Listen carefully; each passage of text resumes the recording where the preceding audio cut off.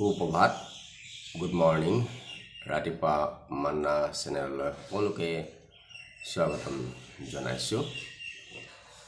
আহক আজি আমি চাম ঈশ্বৰে মানুহ সৃষ্টি কৰিলে, ঈশ্বৰে মানুহ বনালে আৰু শেষত ঈশ্বৰে মানুহ সৃষ্টি কৰি পেলাই ঈশ্বৰৰ বেজাৰ লগা বুলি পেলাই পবিত্ৰ শাস্ত্ৰত কৈছে, বাইবেল শাস্ত্ৰত। আৰু এইখিনি সময়ত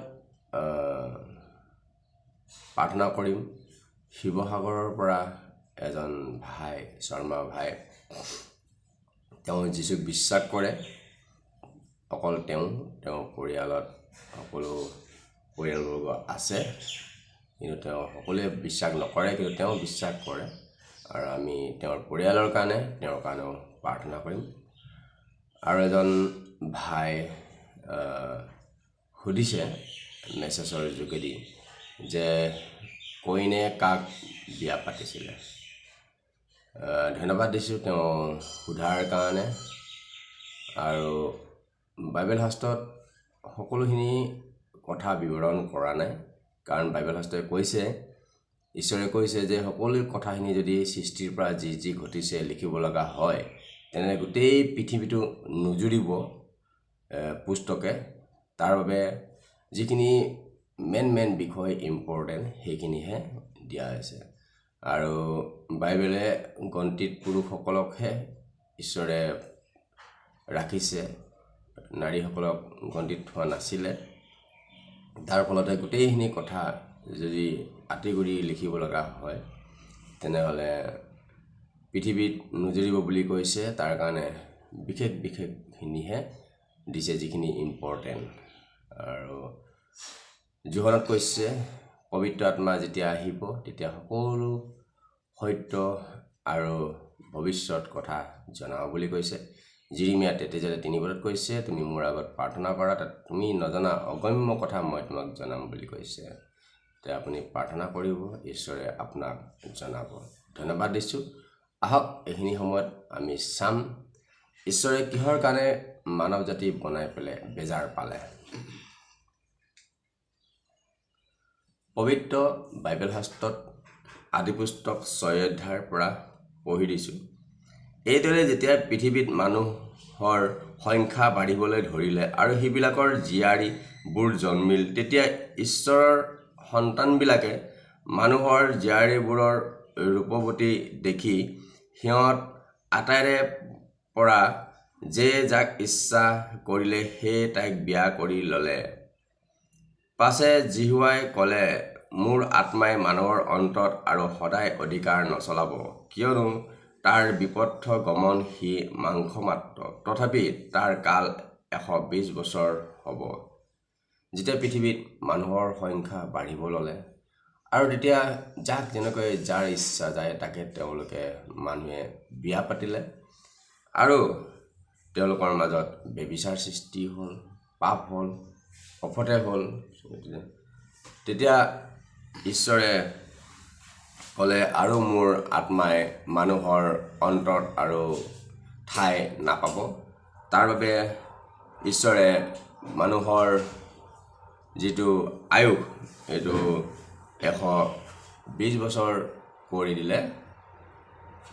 সেই কালত পৃথিৱীত নাফিলবিলাক আছিল, আৰু তাৰ পাছতো ঈশ্বৰৰ সন্তানবিলাকে মানুহৰ জীয়াৰীবোৰত গমন কৰাত সিহঁতে সিবিলাকলৈ সন্তান প্ৰসৱ কৰিলে।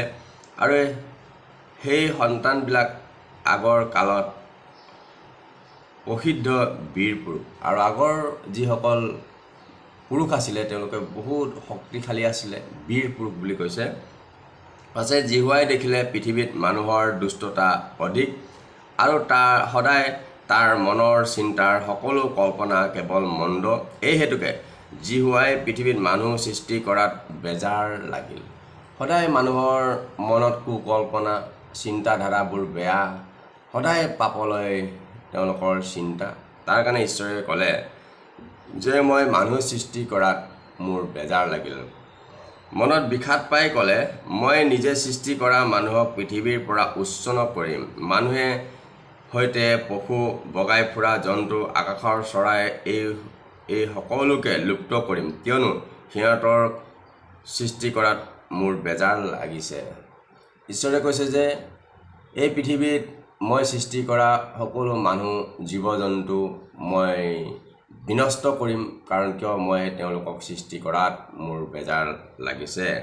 কিন্তু নোহে জিহুৱাৰ দৃষ্টিত অনুগ্ৰহ পালে। এজন ব্যক্তি আছিলে, যিজন ব্যক্তি ঈশ্বৰৰ দৃষ্টিত গ্ৰহণযোগ্য হ'ল, তেওঁ ধাৰ্মিক আছিলে, তেওঁ হৈছে নোহ আৰু তেওঁৰ পৰিয়ালবৰ্গ। আমি আজি শাস্ত্ৰৰ যোগেদি গম পালোঁ যে মানুহ সৃষ্টি কৰাত ঈশ্বৰে বেজাৰ পাইছিল। তাৰ কাৰণে ঈশ্বৰে ক'লে যে মই নিজে সৃষ্টি কৰা মানৱ জাতিক এই পৃথিৱীৰ পৰা মই বিনষ্ট কৰিম বুলি। ধন্যবাদ দিছোঁ মহান বাক্যৰ কাৰণে। কত আৰু শুনোতাৰ মাজত আশীৰ্বাদ থাকক। এইখিনি সময়ত আমি প্ৰাৰ্থনা কৰিম, আৰু আপোনালোকৰ প্ৰাৰ্থনাৰ বিষয় থাকিলে আপোনালোকে কমেণ্টত জনাব পাৰিব। ইউটিউবৰ যোগেদি, ফেচবুকৰ যোগেদি আমি আপোনালোকৰ কাৰণে প্ৰাৰ্থনা কৰিম। আহক এইখিনি সময়ত প্ৰাৰ্থনা কৰিম। ধন্যবাদ দিওঁ। আজি ডেইলি মান আজি অনুষ্ঠানটো যি সন্তানবিলাকে আজি উপভোগ কৰি আছে, তেওঁলোকৰ নিমিত্তে মই প্ৰাৰ্থনা কৰি আছোঁ। কাৰণ ঈশ্বৰে জানে, কিয়নো ঈশ্বৰ মৰমীয়াল ঈশ্বৰ হয়, সৰ্বজ্ঞানী আৰু অন্তৰ্যামী। গতিকে প্ৰভুৱে আপোনালোকক আশীৰ্বাদ কৰিছে আৰু কৰি থাকিব। ঠিক আছে, আহক আমি সকলোৱে প্ৰণিপাত কৰিম, সকলোৱে শাৰীৰিক চকু বন্ধ কৰিম। পবিত্ৰ পবিত্ৰ পবিত্ৰ স্বৰ্গ আৰু পৃথিৱীত বিৰাজমান হৈ থকা অতি মহান আৰু মৰমীয়াল ঈশ্বৰ প্ৰভু, তোমাক আমি ধন্যবাদ। প্ৰশংসাৰ যোগ্য জিহুৱা, তোমাক আমি ধন্যবাদ দিওঁ। মন আৰু অন্তঃকৰণ পৰীক্ষক ধৰ্মময় ঈশ্বৰ জিহুৱা, তোমাক আমি ধন্যবাদ দিওঁ। মনৰ গোপনীয় কথা জানোতা ঈশ্বৰ, তোমাক আমি ধন্যবাদ। প্ৰভু, এই মুহূৰ্তৰ প্ৰভু আমি তোমাৰ ওচৰত চাপিছোঁ পিতা, প্ৰণিপাত কৰিছোঁ পিতা। প্ৰভু, আজি এটা সুন্দৰ দিন দিয়াৰ কাৰণে বিশেষকৈ তোমাক ধন্যবাদ দিছোঁ পিতা। আজি বহুতেই এই দিনটো দেখিবলৈ নাপালে প্ৰভু, তেওঁলোকে আজি শেষ নিশ্বাস ত্যাগ কৰি পৃথিৱীৰ পৰা আঁতৰি গ'লগৈ। কিন্তু তুমি যে আমাক আশীৰ্বাদ কৰিছা, অনুগ্ৰহ দান কৰিছা, তাৰ কাৰণে ধন্যবাদ। তোমাৰ এই পবিত্ৰ নামত প্ৰভু প্ৰণিপাত কৰিবৰ কাৰণে যি সুযোগ দিলা, তাৰ কাৰণে ধন্যবাদ। প্ৰভু, যিসকল ব্যক্তিয়ে আজি প্ৰভু, যিসকল তোমাৰ সন্তানে প্ৰভু আজি এই চেনেলটো প্ৰভু ডেইলি মান্না অনুষ্ঠানটো চাই আছে প্ৰভু, তেওঁলোকৰ কাৰণে মই বিশেষভাৱে প্ৰাৰ্থনা কৰিছোঁ পিতৃলৰ।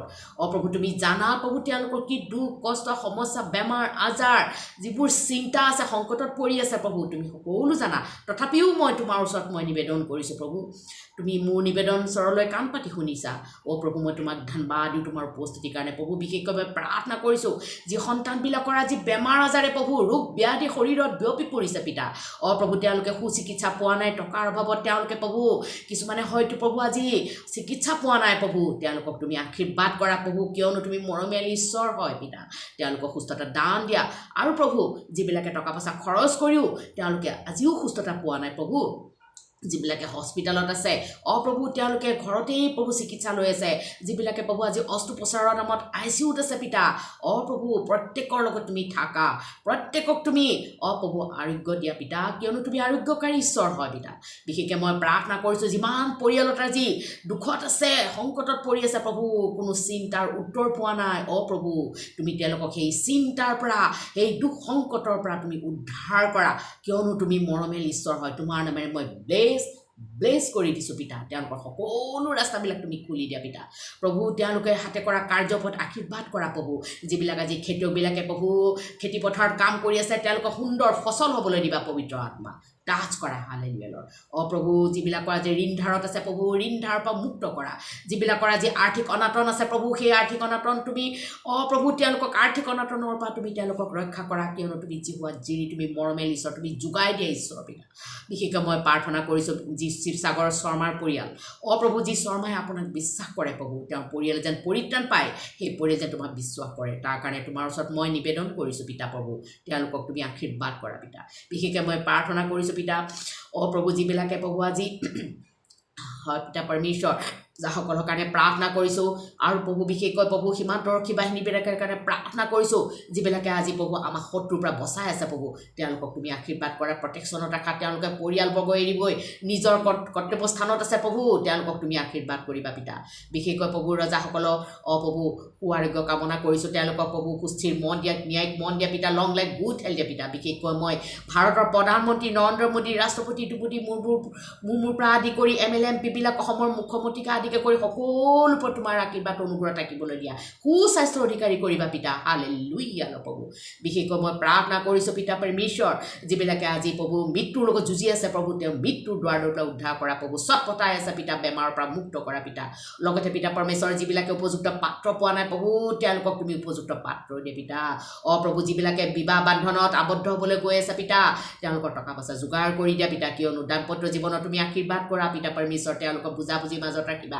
শান্তি দিবা কিয়নো তুমি মিলনকাৰী ঈশ্বৰ পিতা যিবিলাকে প্ৰভু আৰু প্ৰভু যিবিলাকে প্ৰভু সন্তান দিব পৰা নাই প্ৰভু তেওঁলোকক সন্তান দিয়ে গৰ্ভফল পুৰস্কাৰ সদায় তোমাৰ পৰা আহে পিতা পৰমেশ্বৰ জেলত থকাবিলাকক আজাদ দিয়া পগলাবিলাকৰ যিবিলাক মানসিক বিকাৰগ্ৰস্ত লোকক আশীৰ্বাদ কৰা প্ৰভু আৰু লগতে ৰিহেবত থকাবিলাকক প্ৰভু তুমি তেওঁলোকক সহায়তা কৰা প্ৰভু তোমাক বিশেষকৈ জানিবলৈ তুমি তেওঁলোকক জ্ঞান বুদ্ধি দিয়া পিতা সুস্থ মস্তিষ্ক দিয়া পিতা লগতে পিতা ল'ৰা ছোৱালীবিলাকৰ ওপৰত আশীৰ্বাদ কৰা মাক বাপেকৰ অবাধ্য পিতা সেই অবাধ্য সন্তানবিলাকক তুমি বাধ্যতা পথত শিকোৱা যিবিলাক আজি ছয়তানৰ ফান পৰীক্ষাত পৰি আছে সেই ছয়তানৰ ফান পৰীক্ষাবিলাকৰ পৰা তেওঁলোকক উদ্ধাৰ কৰা পিতা যিবিলাকে নিচাযুক্ত সেৱন কৰি আছে পিতা প্ৰভু তেওঁলোকৰ পথে গৈছে সমাজৰ পৰা বৰ্জিত পৰিয়ালৰ পৰা বৰ্জিত তেওঁলোকক প্ৰভু তুমি সুপথলৈ আনা পিতা প্ৰভু তেওঁলোকক তুমি আশীৰ্বাদ কৰা পিতা ঈশ্বৰ লগতে পিতা পৰমেশ্বৰ বানাক্ৰান্ত লোকসকলক আশীৰ্বাদ কৰা পিতা পৰমেশ্বৰ দুখীয়া দৰিদ্ৰ খাবলৈ ভাত পিন্ধিবলৈ কাপোৰ থাকিবলৈ ঠাই দিয়া প্ৰভু অনাথ আশ্ৰমবিলাকক আশীৰ্বাদ কৰা পিতা বৃদ্ধাশ্ৰমবিলাকত তোমাৰ সহায়তা বিচাৰোঁ আৰু তোমাৰ মৰম চাৰে তেওঁলোকৰ মাজত বিচাৰোঁ পিতৃ লগ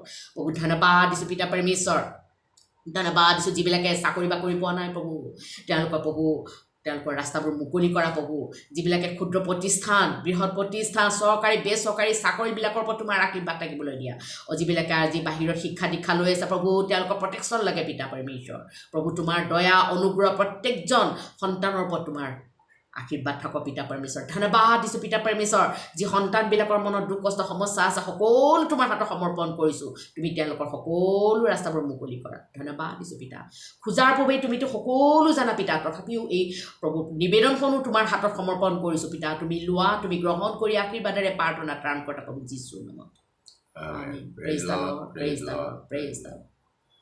ধন্যবাদ দিছোঁ আপোনালোকৰ বহুমূলীয় সময়খিনি ঈশ্বৰৰ মান্নাত ৰাতিপুৱা 6টা বজাত দিয়াৰ কাৰণে আজিলৈ আমি ইয়াতে সামৰিছোঁ অহাকালি আকৌ ৰাতিপুৱা 6টা বজাত লগ হ'ম ঈশ্বৰৰ মহান বাক্য লৈ পেলাই আজি দিনটো আপোনালোকৰ মংগল হওক সুকামনা হওক হাতত লোৱা কামবোৰ ঈশ্বৰে সিদ্ধ কৰক নমস্কাৰ